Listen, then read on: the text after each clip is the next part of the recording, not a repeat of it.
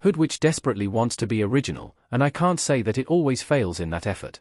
Through ample dramatic zoom-ins and the occasional artsy shot, often undermined by the melodramatic, parody-esque lighting, the Sade Belk-Tibia-directed film is trying to be a thriller, supernatural horror, social parable, family drama. The genre list goes painstakingly on, film, all at once.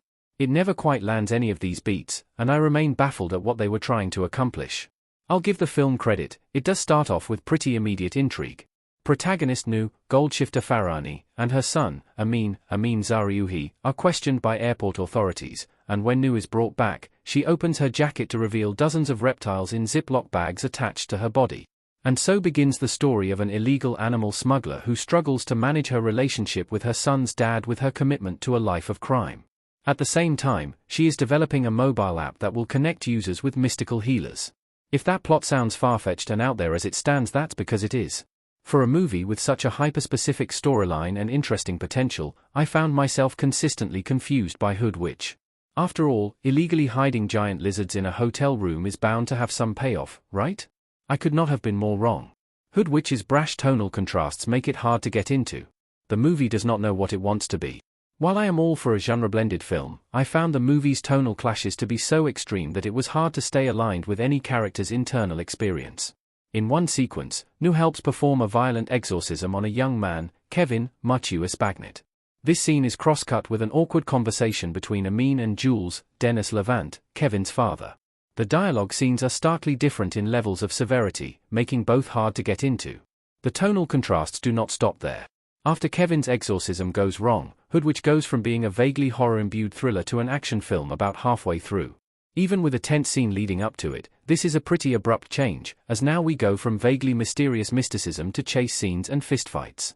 Shot in the movie's characteristic low lighting and frenetic style, the fight choreography provides very little additional intrigue to the story. Conveniently, Nu abandons her app idea at a similar rate, dissociating herself from the tool.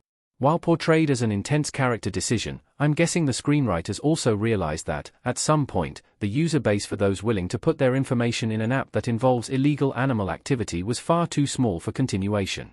As such, they terminate a plot point that never made much sense to begin with as the film devolves into further haphazard chaos. The absurd plot made me feel consistently out of context. The culturally specific details were poorly defined. Goldshifter Farahani Hood Witch in a hallway, wearing a purple hijab.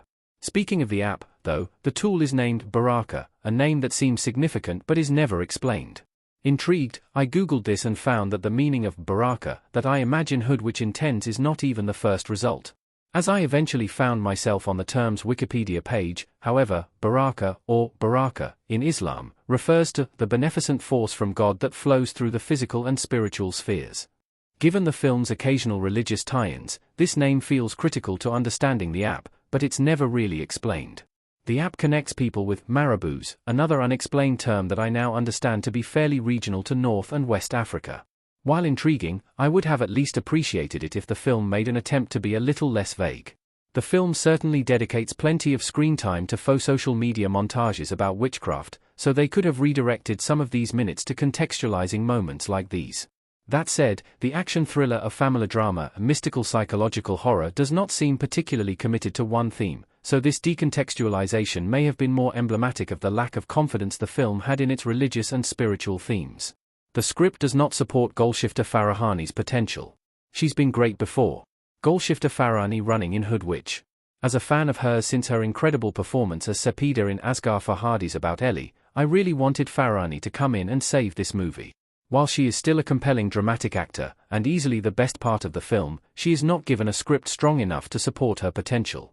By Hood Witch's climax, the script has her literally just screaming constantly as an emotional response, undermining what could have been this mess of a movie's one saving grace.